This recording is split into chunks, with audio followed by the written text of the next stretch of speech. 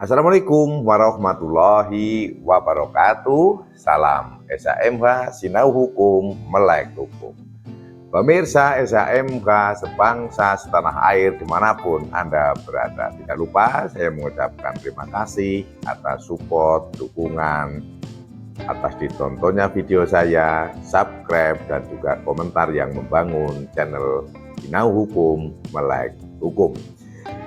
Kita saat ini pada video yang ke-124 kita akan membahas bagian ketiga, perusakan gedung, ruang sidang dan alat perlengkapan sidang lainnya. Akan saya sampaikan terlebih dahulu bahwa sebuah ruangan sidang itu sudah tertata dengan sarana dan prasarana yang lengkap, mulai dari tempat duduk, meja hak para hakim, meja panitera, kursi panitera, tempat meja kursi penuntut umum, meja kursi advokat atau terdakwa, juga termasuk juga meja kursi pengunjung. Kemudian fasilitas-fasilitas saat ini sudah sangat modern, biasanya ada sound system, ada kamera pengawas CCTV, dan ada lambang-lambang negara serta ada bendera juga, bendera kita, bendera Sang Merah Putih. Nah, itu salah satu perlengkapan yang ada di dalam ruang sidang. Kemudian kalau gedungnya ya gedungnya berarti bangunan kantor pengadilan ya, mau pengadilan negeri boleh, pengadilan tinggi boleh, Mahkamah Agung boleh, bahkan juga termasuk sarana prasarana di dalam gedung itu kan. Bisa jadi ada tempat resepsionis, penerima tamu-tamu itu, pengurusan surat menyurat, ataupun juga musola dan lain sebagainya. Itu kalau berbicara gedungnya. Kalau ruang sidang dan perlengkapannya sudah saya sampaikan di atas. Nah, saat ini kita akan membahas tentang perusakan gedung, ruang sidang, dan alat perlengkapan sidang pengadilan.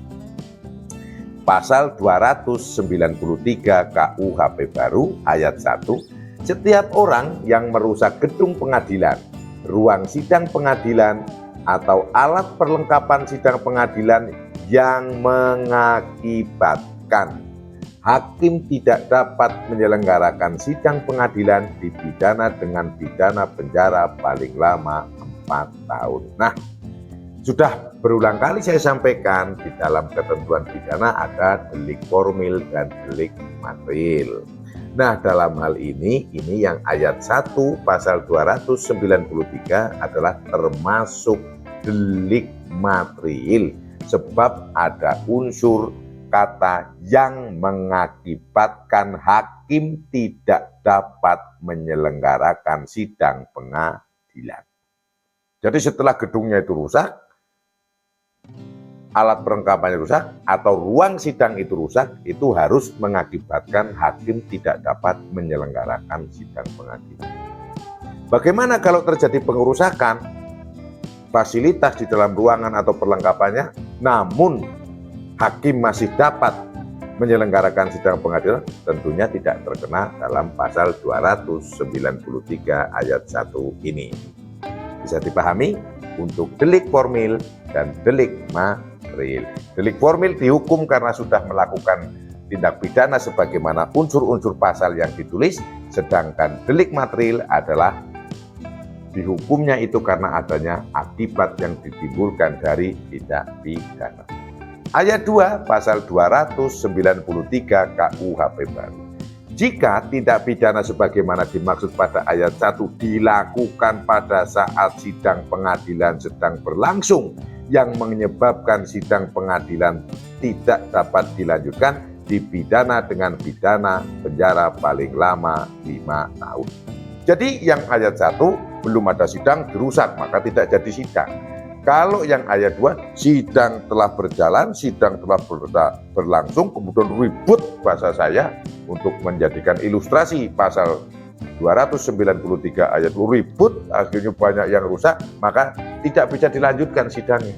Kena yang ayat 2 dengan ancaman hukuman 5 tahun penjara. Ini paling lama ya. Kemudian ayat 3. Jika tidak pidana sebagaimana dimaksud pada ayat 1 mengakibatkan aparat penegak hukum yang sedang menjalankan tugasnya atau saksi saat memberikan keterangannya mengalami luka berat, dipidana dengan pidana penjara paling lama 12 tahun. Di sini ada 2 korban, yaitu aparat penegak hukum yang sedang menjalankan tugasnya. Sehingga harus ada kejelasan ini. Oh, bahwa aparat penegak hukum itu entah dari kepolisian, entah dari petugas pengadilan, entah dari penuntut umum, entah dari pihak lain yang pasti tergolong dalam APK, dan ini harus sedang menjalankan tugas. Sehingga walaupun dia aparat penegak hukum, namun dia menjadi pengunjung, katakanlah menyaksikan perjalanan sidang, dan itu menderita luka berat, itu tidak masuk di sini. Sehingga limitatif korban yang di sini ditentukan jelas, aparat penegak hukum yang sedang melaksanakan tugas atau saksi saat memberikan keterangannya mengalami luka berat atau sehingga kalau ada tersangka yang luka berat atau pengunjung sesama pengunjung yang bukan saksi dan menderita luka berat, tidak masuk dalam pasal 293 ayat 3 ini. Sebab korbannya ditentukan, yaitu aparat penegak hukum yang sedang menjalankan tugas atau saksi. Hanya 2 golongan itu. Dipidana 12 tahun. Ayat 3. Jika tindak pidana sebagaimana dimaksud pada ayat 1 mengakibatkan matinya aparat penegak hukum yang sedang menjalankan tugasnya atau saksi saat memberikan keterangannya, dipidana dengan pidana penjara paling lama 15 tahun. Apabila ada aparat penegak hukum yang mati atau saksi yang mati akibat kejadian, yaitu merusak gedung pengadilan, ruang sidang pengadilan, atau alat-alat perlengkapan sidang pengadilan yang mengakibatkan hakim jadi tidak bisa menyelenggarakan, atau dalam hal yang ayat 2 yaitu sidangnya menjadi tidak berlangsung, tidak bisa dilanjutkan, maka itu 15 tahun apabila mengakibatkan matinya petugas penegak hukum yang sedang menjalankan tugas atau saksi. Limitatif, saya ulangi lagi, korban ditentukan hanya 2 kelompok, yaitu aparat penegak hukum yang sedang melaksanakan tugas. Aparat penegak hukum yang tidak melaksanakan tugas tidak termasuk. Saksi, berarti saksi dalam perkara tersebut. Kedua, apabila ada kelompok dari mereka, kelompok yang penonton ini yang bukan saksi, menderita luka, menderita mati, berarti tidak masuk dalam pasal 293 KUHP baru.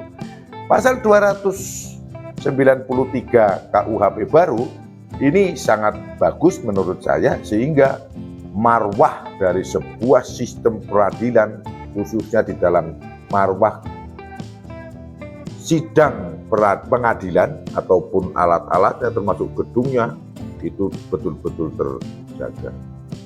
Faktanya beberapa waktu yang lalu pernah ada yang kita bisa ketahui dari sumber-sumber pemberitaan televisi maupun media online atau media sosial, bahwa waduh, ada situasi yang betul-betul ribut di dalam sebuah ruang pengadilan, yang itu semestinya tidak terjadi.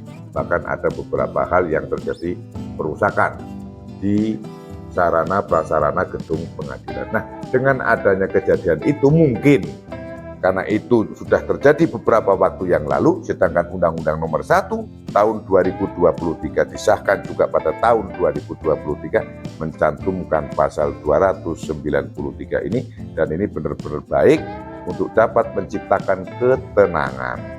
Ketenangan siapa? Ketenangan hakim, ketenangan pengacara, ketenangan terdakwa, ketenangan saksi, ketenangan penuntut umum, ketenangan panitia, dan ketenangan siapa saja, ketenangan seluruhnya, sehingga sidang pengadilan berjalan dengan baik, dengan hikmat, tanpa ada tekanan kekerasan dari pihak manapun, sehingga bisa menghasilkan sebuah keputusan hakim yang betul-betul objektif, yang betul-betul sesuai dengan hukum yang kita harapkan bersama.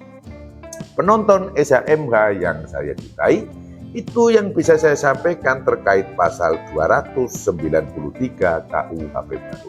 Apabila ada salah, mohon dimaafkan, berikan saya kritik yang membangun melalui kolom komentar, dan juga subscribe bagi yang belum subscribe. Tonton dari awal sampai akhir seluruh video SHMH dari awal sampai termasuk video yang ke-293 ini, agar kita bisa memahami KUHP baru. Salam sinau hukum, melek hukum. Wassalamualaikum warahmatullahi wabarakatuh. Terima kasih.